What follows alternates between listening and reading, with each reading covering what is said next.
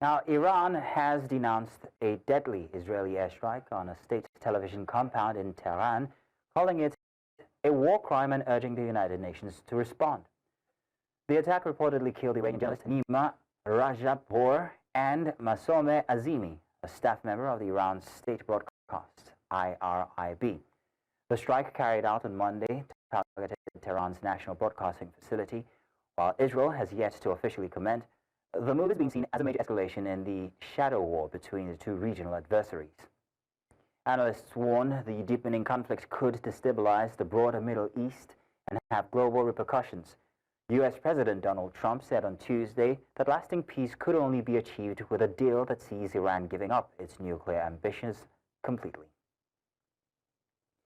And Dr. Zohreh Khwarizmi, professor of American Studies, University of Tehran, joins us from the Iranian capital.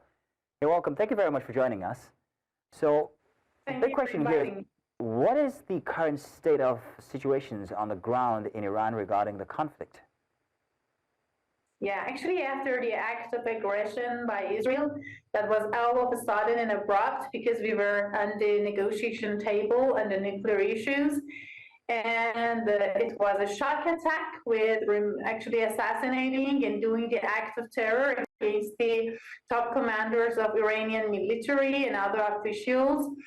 So even hacking the defense system. So it was an all-in-all attack, not only by Israel, but against a coalition is behind.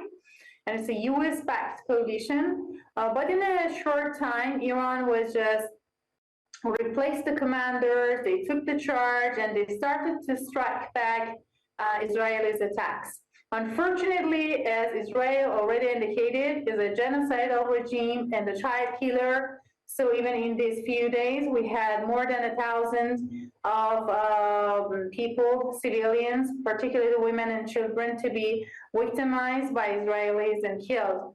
Anyway, there is a high unity among the people, even from a political, extremes of the political spectrum, that they think that, and they demand actually the military officials to respond back and strike back Israelis against their act of aggression.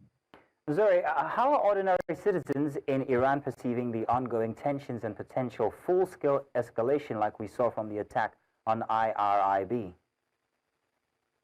Yes, that was actually a sign that how Israel is against the freedom of expression, because IRIB was the national TV that just were talking about the news, we're covering that, how responding back Israel matters, and it indicated how they are pressured. You know that from the very beginning of this project of the so-called regime change by Israel in Iran, the satellite channels that are very much Western dominant try to indicate that there are, for example, political factions, there would be civil unrest.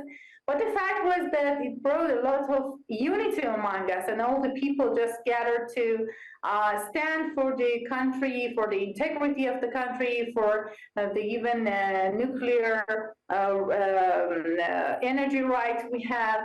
So they were really angry, and it was one of the signs that our response was efficient, and how they are against the freedom of expression when they're targeting, IRIB. And this is the fact that 150 journalists and media workers already in Gaza, Palestine, were killed by Israelis. So it's a very, the very scenario that everybody is familiar with. Oh, sorry, I'm really sorry at the situation, and I'm hoping that personally you haven't lost any loved one. But real quick, what do you think the way out should be for the situation in Iran currently? It depends on different factors. Number one is that, for example, the United States, the Arab countries in the region, Turkey, Azerbaijan, UK, Germany, are all actually part of this coalition against us. So if they are really willing to bring back peace, they should stop Israel from these creating adventures and doing the acts of aggression. This is a very vital condition of bringing peace. Anyway, Iran is in the position of self-defense. It's a legitimate position, and there is no way except just stopping the aggressor. Well, Dr. Zohri Khwarazmi, thank you very much for joining us this evening on the news to give us the details about the happenings in Iran. Thank you.